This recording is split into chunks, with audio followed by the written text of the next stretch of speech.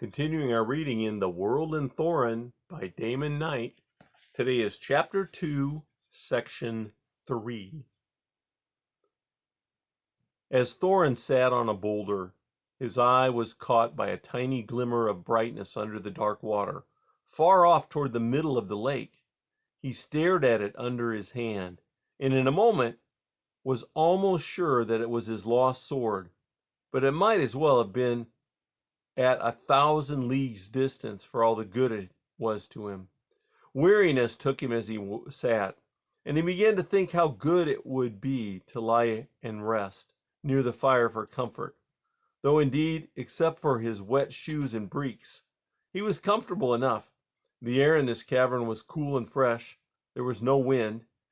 Here he began confusedly to imagine that the cavern had the ceaseless wind of Hovenscar blowing through it, and that the gray-maned horses were lifting their heads beyond Goriat's stone-roofed house, which somehow was all mingled up with the wall of the cavern and the smoke as it rose from the smoke hole leaning crookedly in the air. He came to himself with a start to realize that he had all but dropped the smoldering torch. The torch was half out, a black stub crawling with fireworms, and the thin, acrid smoke drifted aslant. Thorinn's head rose to follow it. Since the air was fresh, there must be some way for it to come and go. The two holes that he knew were both filled by the moving water.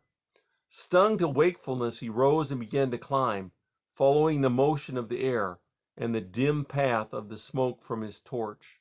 In a few minutes, questing along the top of the heap of boulders, he found a crevasse in the wall into which a faint current of air was moving, but the crevice was no bigger than his fist. At the lower end of the cavern, where great slabs of the ceiling had fallen and lay heaped all about, the thin smoke of his torch eddied and drifted. Stooping to peer between two slabs, Thorinn felt cool air breathing on him. He held the torch nearer, singeing his hair in his excitement. Behind the rock slabs, an irregular passage ran away into the earth. It was 2 ells high at the opening and seemed to grow larger as it went. Thorinn put one arm in, tried to follow it with his head, but could not. He drew back and examined the boulders.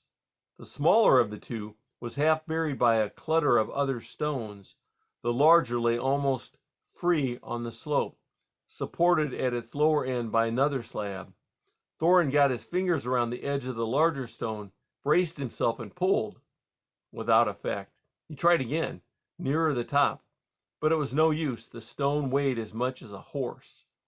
He rested, feeling weak from hunger and exertion.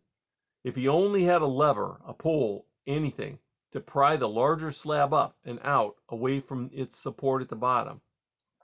A picture came into his head, but he pushed it aside. Never mind. Where there was one such passage, there must be others. He blackened the stone with the stub of his old torch to mark it, and went on. He leaped the gap at the lake's outlet, circled back to the starting point. His fire was gray ash and embers. He built it up again, then began to climb the terraces that sloped away behind. The rock wall here was full of promising oval hollows, but every one turned out to be no more than a niche in the rock. He made the whole circuit of the cavern once more before he was sure there was no other exit from the cavern. Into his mind came the image of the sword, dim yellow, under the water. If he could only get it back, that would be his lever, but it was impossible. He prowled aimlessly around the heap of boulders then went down to the water's edge and stared out over the black surface. Even to find the sword in the water was out of the question. If he could fly in the air, then the thing would be easier. He saw the lake as it spread out below him, with the sword gleaming in its depths. And on the shore, he put 2 white stones for markers, pointing the direction. Well, there were no white stones, and even if there were, they would not be seen in the dim light of his torch. Then he saw how it could be done. After a moment, he turned and walked toward the cataract, gathering dead fungus as he went. When the white mountains of spray showed in the light of his torch, he turned aside and began to climb. At the place where the sword gleamed up at him from the bottom of the lake, he made a fire on the flat top of the boulder. He climbed up the slope a few ells and made another fire. Then he climbed again to verify that the two fires, one behind each other, pointed toward the sword.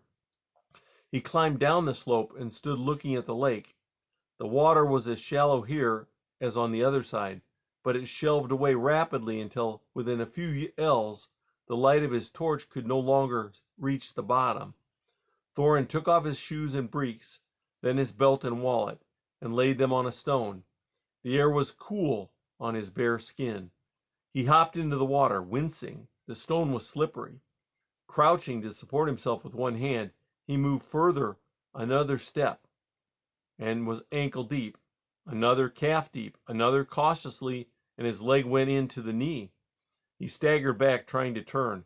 His bad foot went out from under him, and the cold water choked off his yell.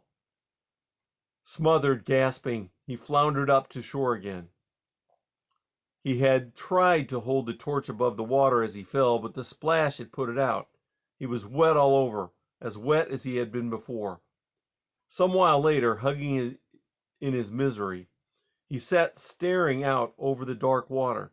The sword lay at the bottom, not more than 15 ells from where he sat, but the lake was too deep for wading. He could not swim.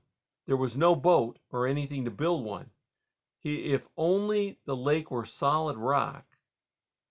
Thorinn sat up. In his mind, he saw a level road of stones under the water, straight to where the sword lay. His heart bounded. He turned, scanning the slope in the dim firelight for stones of the proper size.